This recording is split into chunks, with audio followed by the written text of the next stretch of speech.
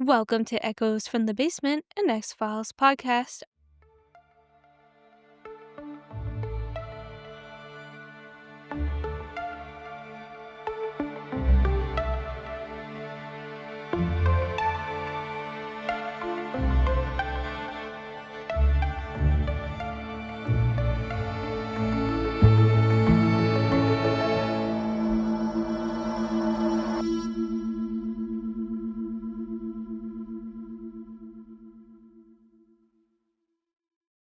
I'm your host, Alice, and today we're stepping out of Agent Scully and Mulder's world and into our own reality, where the strange isn't just theory and the unexplained hides in plain sight.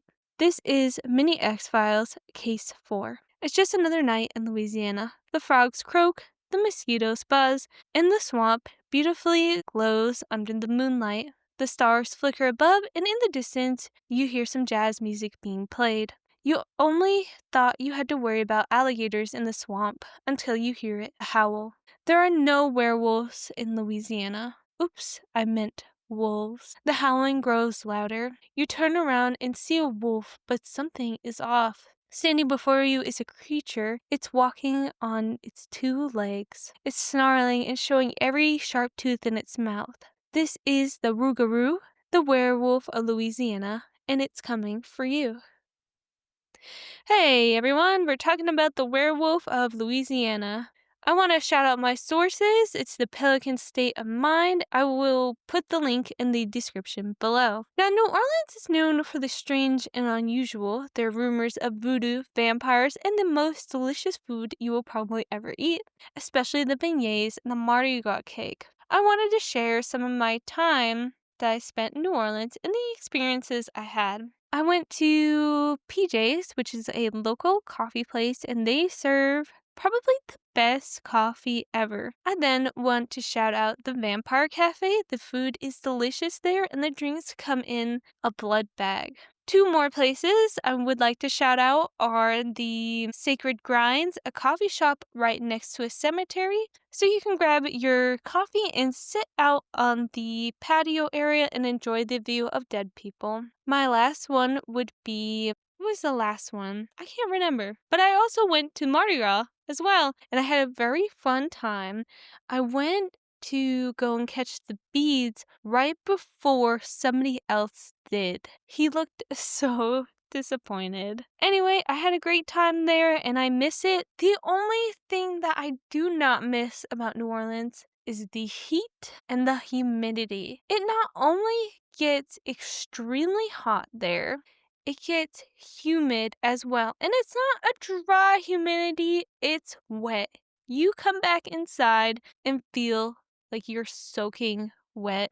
It's awful. Let's get into the legend. The legend of the Rougarou is several decades old and it originated from medieval France. The legend started with the Loups-garous, a werewolf creature from the 16th century that would commit crimes. The people would just blame crimes that happened in their town on the Loups-garous. I guess that's easy enough and pretty chill.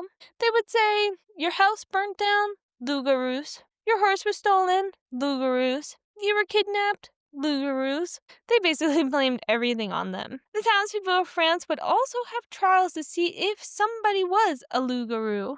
They would say, that person is spending a little bit too much time in the woods, and they're kind of acting a little bit off. They must be a werewolf. They would bring them to the court, and the court would ask the townspeople, do you think this person is a werewolf? And most times the public would be like, yeah, they totally are, just out of fear of not being accused as one themselves. We then see that the Catholic Church uses the legend of the Loups-garous to scare children into behaving, which I find hilarious. They said if you don't follow these rules of Lent for 7 consecutive years, you will turn into one of those werewolf creatures. Then the parents got a hold of this and they said, we're going to use this as well. The French people told their kids the legend of the Loups-garous, and they said Well, if you don't kind of behave, this monster is gonna take you away. Then these parents migrated to the US and Canada with their children and brought the story with them. When this legend reached Louisiana, it started to change over time. Because of the Cajun dialect, the name was changed. The new name of this iconic werewolf was now the Rougarou for easier pronunciation.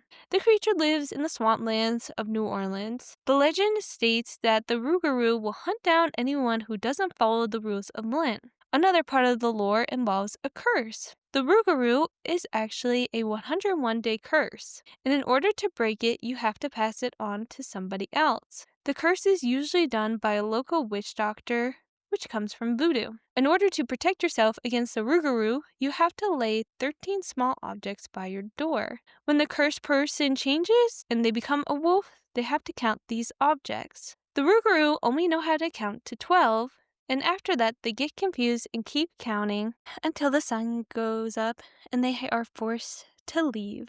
The creature has become an icon in Louisiana. The Rougarou Festival is at the zoo every year, and he has his own exhibit there too. Wish I saw it when I lived in New Orleans. That's it for today. Thanks for listening, all you truth seekers, abductees, and X-Files enthusiasts. Be sure to like, subscribe, and share the show. And remember, the truth is out there. You just have to find it.